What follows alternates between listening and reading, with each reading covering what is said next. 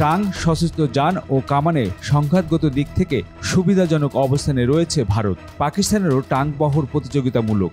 এই বহর চীনের VT-4 এর মাধ্যমে আধুনিকীকরণ করা হয়েছে।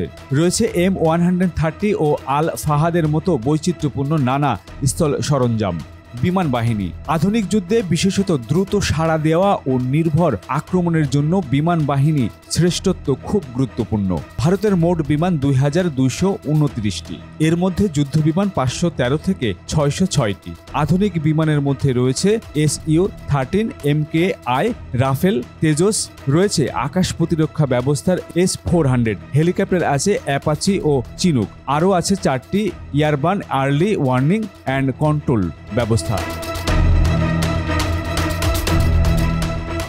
পাকিস্তানের মোট বিমান 1399 থেকে 1434টি, এর মধ্যে যুদ্ধবিমান 328 থেকে 387টি। আধুনিক বিমানের মধ্যে রয়েছে F-16 fighting faction, JF-17 thunder, Miraj 3-5, আছে ভারতের চেয়ে বেশি যুদ্ধে ব্যবহার উপযোগী হেলিকপ্টার। IW&C আছে 7টি, যা ভারতের চেয়ে বেশি।